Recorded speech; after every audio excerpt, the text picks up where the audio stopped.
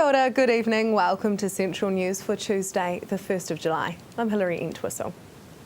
The need to keep a lid on the number of wallabies in the Waikato after they were imported from Australia early last century is one of the regional council's focus during Biosecurity Month, which began today. Daima wallabies are a pastoral and environmental pest grazing on grasses and on native vegetation. The Australian wallabies were set free in the Bay of Plenty in 1912. Since then, their spread in the wild has expanded to cover approximately 180,000 hectares, including areas of the eastern Waikato region. The Department of Conservation, along with the Bay of Plenty and Waikato Regional Councils, has implemented a management plan for the Daima wallabies. Currently, both councils are using wallaby indicating dogs and digital trail cameras as tools to help halt the further spread of the wallabies. A tactile map of Hamilton Central City was launched at a special event last night by the City Council. It is the first City Council in New Zealand to ask the Blind Foundation to produce a tactile map, which will be used by people who are blind or have low vision. The map has been produced in braille and large print and feature raised surfaces, textures and symbols with braille labelling to differentiate geographical features such as the Waikato River, landmarks and roads. Blind Foundation board member and HCC disability advisor Judy Small says she is delighted with the collaboration between HCC and the Blind Foundation that led to the production of the map, and says it is evident of the Council's commitment to its disability policy and action plan. Waipa Mayor Jim Milcrest says his council is likely to take a very cautious approach towards considering forming a jointly owned public company to manage water. A recommendation was made that Waipa District, Hamilton City and Waikato District fund study into a council-controlled organisation to manage water infrastructure. On Thursday, June the 26th, Hamilton City agreed to co-fund a business case examination on a possible CCO, as long as boosting the existing shared services arrangement between the three councils was also explored. Waikato District Council has yet to formally consider the issue. Mr Milcrest said forming a joint CCO enhancing shared services between all three councils were just two options on the table. The recommendation said any investigation should also look at Waipa District Council continuing to manage water itself and at council establishing its own ratepayer-owned water organisation. The passing lanes on both sides of State Highway 1 between the Tamahere Drive and Airport Road off-ramps will be out of action next month to allow contractors to work on the median strip. New Zealand Transport is advising that from the 7th of July, traffic on both sides of that section of State Highway 1 will be down to one lane between the hours of 9 a.m. to 4 p.m. from July the 7th, so contractors can prepare the section of road for future Waikato Expressway works. NZTA says motorists travelling to the Hamilton Airport should factor short delays into their travel time, as traffic speeds will be reduced to 80 kilometres per hour during the ongoing day works. Police are warning young motorists taking part in illegal skids on Bay of Plenty roads and uploading footage onto social media that they could face a fine of up to $4,500 and 3 months jail if caught. This comes after a Facebook page encouraging people to send in photos and videos of skids and burnouts being performed on Bay roads was created last month, receiving more than 1,000 likes already. Bay of Plenty Acting Road Policing Manager Inspector Mark Wright says it is extremely disappointing some people are choosing to share information about illegal and unsafe driving behaviour across social media for entertainment purposes. Now for our region's marine forecast. West Coast, Raglan, rising Wednesday morning southwest to 35 knots, easing Wednesday night to 25 knots. Your high tide is at 13:09 in the afternoon. East Coast, Bay of Plenty, westerly rising to 35 knots in the morning, easing to 25 knots at night, and you have showers out there too. Your high tide in Tauranga is at 10:32 a.m. Just ahead, going global from our superfruit.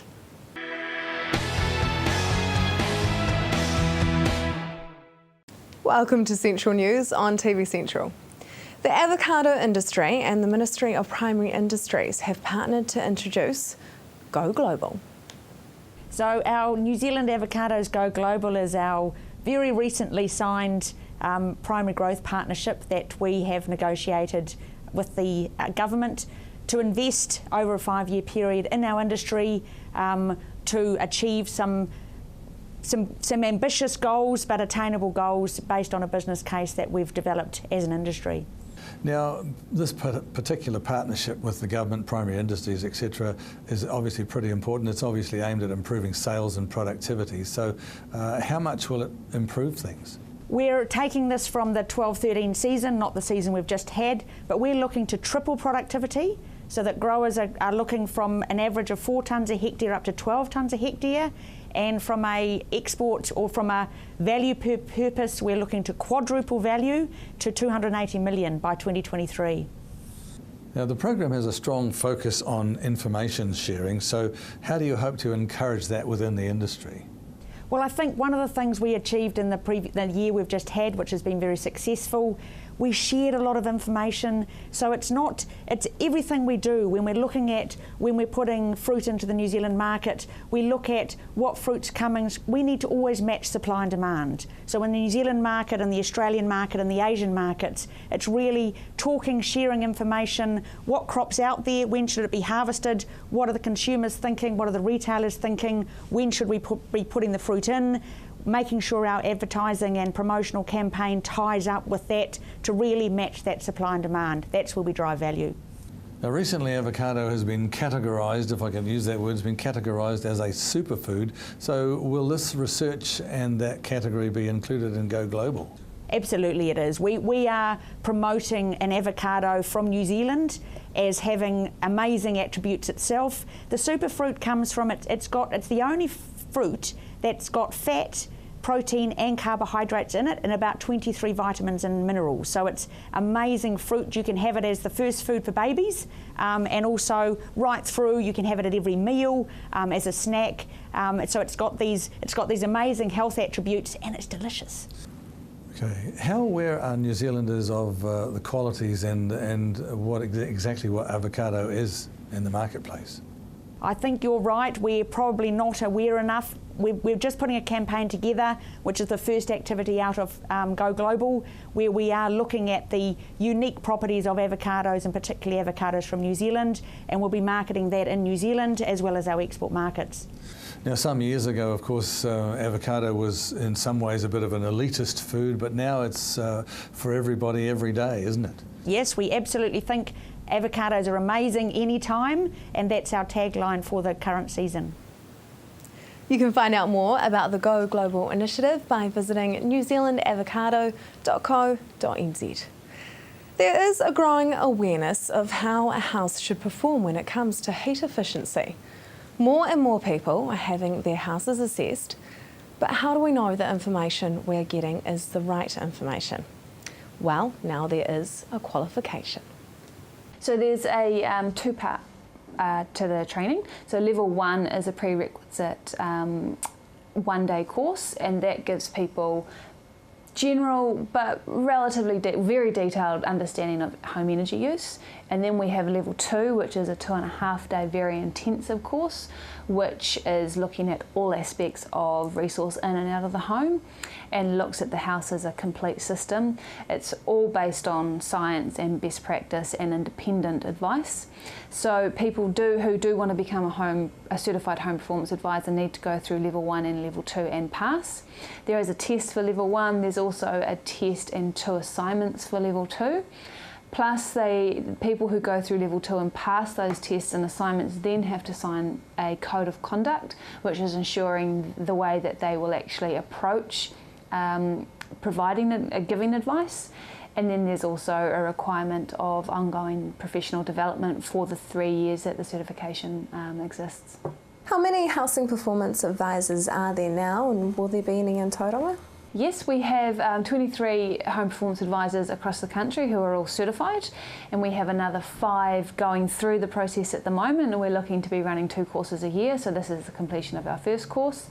And we do have a certified home performance advisor in Tauranga, and that's all available through the Community Energy Network website. So anyone looking to find a home performance advisor can go to that site and check where there is someone in the area. There has been a lot of talk recently about a housing warrant of fitness. What does that actually mean? So the housing warrant of fitness trials were established by the New Zealand Green Building Council and the University of Otago. And that was really to try and establish a benchmark for how a house, the minimum standard of a house in New Zealand, and that's energy as well as health and a wide range of things. So it's based on the same principles as a vehicle warrant of fitness. So in order to take your car out on the road, it has to meet a minimum standard. Those same principles were applied to a house. The minimum standards are around building code for the basics, but there's also, as I said, energy aspects as well as health and safety, which a lot of houses don't have at the moment because there is no regulation in place for them. So it's really about improving houses to a bare minimum standard. Anything above that is added value, but the minimum standard is that they are safe and able to be heated to an appropriate standard and have the healthy aspects to them. If you'd like to find out more about it, you can visit communityenergy.org.nz. Coming up next, can we stop the black beetle?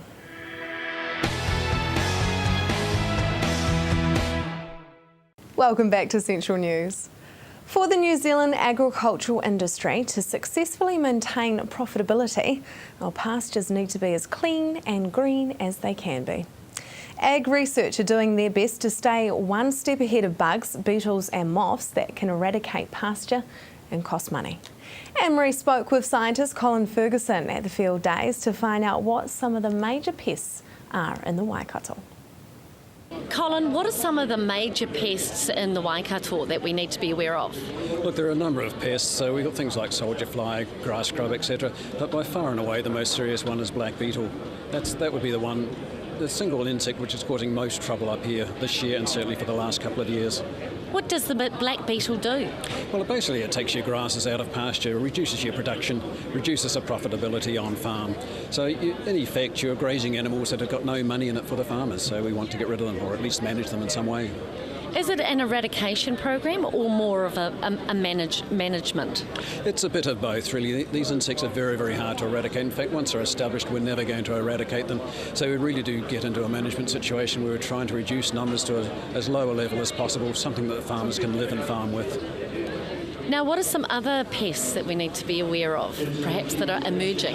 Well, the most serious one, I think, is plantain moth, or plantain moths as we should be referring to. Plantain's a relatively new crop. It's becoming very popular in the North Island and in the South Island. And we're finding that there's a lot of fairly obscure insects that are becoming serious pest issues in there. So we've got at least 2 species of caterpillars which are causing major damage, probably another 2 species which are causing some sort of damage, and we're not sure of the extent of that at the moment. Plus we've got a couple of weevil species which are getting into plantain. And as I said, these are quite obscure insects. We don't know very much about them. We've got a lot of work to do just to understand their basic biology, understand how we can manage and control these. Where have the pests come from? Well, the pests come from all over the place. Some of our most significant pests, grass scrub and piranha, are New Zealand native insects. Something like black beetle, that's come from South Africa. The plantain moths, the caterpillars of those, we're not entirely certain. They may be natives, but they may also be species that have come from Australia and come into the country very early in the European colonisation days. We're really uncertain about that one at the moment. For more details, go to pestweb.co.nz. Tauranga Community Housing Trust is a charitable trust that provides housing and housing-related services. Historically, the trust specialised in housing disabled single people and families with a household member with a disability. In August 2009, the global financial crisis, the trust broadened their criteria to include others in the community who cannot access decent, affordable housing. The priority now is households on low incomes. Oh, I guess that's the main group of people that we would see on a day-to-day basis who can't access decent, affordable housing. And I guess it's not just about affordability, it's about suitability. For example, we're seeing an increasing number of older people or people with sort of chronic health and disability issues, and they just can't find housing that meets their needs, that's warm, dry and has accessible features. Can you give us an example of some of the houses that these people are living in? How bad is the situation out there? I guess it varies. I mean, you know, we've had people who, I think, you know, in the last few days we've had people who are living in cold, damp houses, which isn't uncommon, and that's impacting on their health. Over the last few weeks we've had people living in garages. I mean, it's all sort of out there. A lot has to do with the housing stock in New Zealand. You know, that thing of being cold and drafty and so on. So, you know, poorly insulated, and you know those things, you know, increasingly impact on people's health and well-being. You know, particularly again for vulnerable people like young children and older people. The Trust would like to see councils adopt a housing affordability policy. What's that going to look like? I'm not sure what it would look like, but we would certainly advocate that councils do that. And we feel very strongly that councils have a role to play in affordable housing, not necessarily the delivery of housing, but certainly facilitating housing, the whole issue of housing affordability. And you know, a key factor in that is having good policy. Why do you think we are facing such a lack of affordable housing? I don't know. I mean, I guess it's I think there's multiple reasons. I think it's a multifaceted problem, and it has to do in part in this area, I guess, because of the huge increase and change in population. I guess it has to do with our ageing population, and the housing that is in the housing supply doesn't match what's required. As you probably know, there's an undersupply of 1s, 2s and 4+ dwellings, and yet most of our housing stock, both within the private sector and within social housing, is 3-beddies. So yeah, I think there's a whole lot of factors. For us, trying to grow our portfolio, one of the major challenges has been identifying and securing suitable land in the central area that's flat and suitable for sort of, to develop. You can find out more at tcht.org.nz. Just ahead, your weather for Wednesday.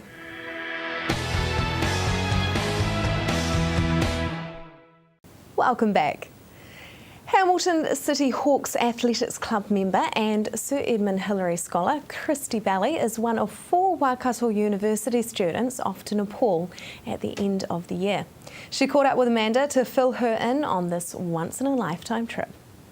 Hi Christy, welcome to the studio. Can you please tell me about your athletic career? Well, I guess athletics for me has really been just a lot about running around in circles and back and forth, I guess chasing the times, but I guess I'm pretty fortunate in the sense that I get to go out and do what I really enjoy each day, and that's training for athletics, so I'm pretty lucky in that sense really. Yes, you are. So how old were you when you first got into athletics? It was about sixth form. I guess I was fairly late compared to a lot of other athletes. In my early childhood years, I sort of focused more on netball and I guess stumbled into athletics later on in high school. Now you are now part of the Commonwealth Games squad, but as a non-travelling reserve for the 4x400 metre relay team. What does this opportunity mean for your career? Oh, well, it's pretty exciting just to be even considered part of the wider squad. I had a pretty disappointing season earlier this year, so to even be considered and potentially up for selection was just a huge thing for me. So I guess I'm pretty fortunate to be included, and I guess it's just a taste of what I hope to be in next time round. Yeah, so do you have to do any extra training even though you might not make it to Glasgow? So it's highly likely that I won't be going, so in a couple of weeks' time I'll be heading back to my winter base training, but I guess there's always the potential that I could get that phone call, and so I guess I would have to be prepared to sort of switch things up a little bit and be back into competition mode should I be needed. So if someone injures themselves, will you be stepping up into that role? Yeah, so as the next non-travelling reserve, 7th on the list, I'm the next one to fill the spot should anything happen to one of the girls. Okay, which would be unfortunate, but then also fortunate for you personally. It would be hugely unfortunate. I definitely don't wish that upon anyone, so yeah, it's kind of fingers crossed that I'm not going for their sake. Maybe next Commonwealth Games you can get into the squad properly anyway. So what is your training regime like, and how do you balance that with studying towards a Bachelor of Social Science honours degree? So yeah, training's sort of a daily sort of thing for me. Sometimes it can be twice daily. So it's about managing, eating, sleeping, studying around training, and I guess for me I kind of always put training first because that's sort of my main thing. I guess I'm a firm believer that it's kind of not doing something if you're not going to give it your all, so that's sort of my focus, and everything else I wouldn't say fit around it, it's probably more crammed around it, the best that I can make it. So do you get much of a social life? Not really, not by the sort of standard definition, but I guess, you know, when I do get the chance to have a little bit of a break, it's more about taking that moment to kind of refresh and recuperate and then go again for the next intense phase. Now, being a Sir Edmund Hillary Scholar must have its perks. How has this benefited with your studies? Being part of the scholarship has been just a huge thing for me. It's I guess it's not just a scholarship, it's a program that's aimed at sort of creating and further developing the scholars as a whole well-rounded person, as opposed to just focusing on sort of the academic or maybe their sporting or creative and performing arts side. So for me there's sort of a huge support from the university. It's recognised, and it's been really useful with lecturers and tutors understanding that as scholars we are trying to pursue sort of many endeavours, so especially with competitions, you know, they have that sort of understanding and sort of have a little bit of leniency and sort of help us in terms of, you know, structuring assignments and stuff around those sort of key dates. And we are hoping to catch up with Christy when she gets back and hear all about her trip.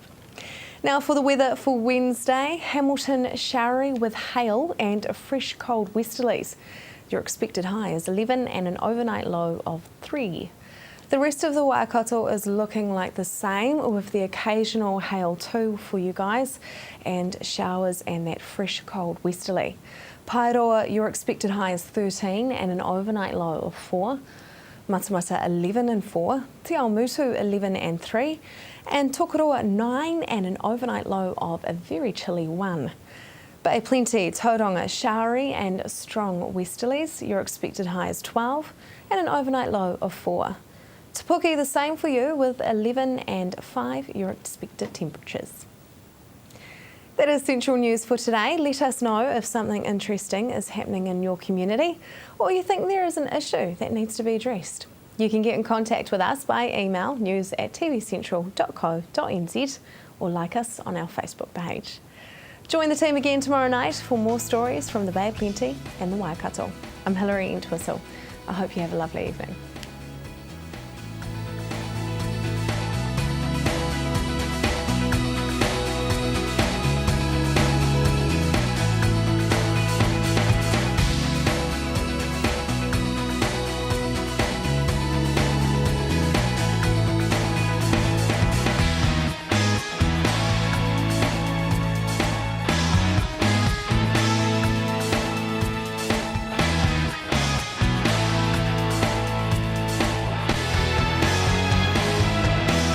This has been an Alpha Media production, a division of Television Media Group. Supporting local content so you can see more of New Zealand on air.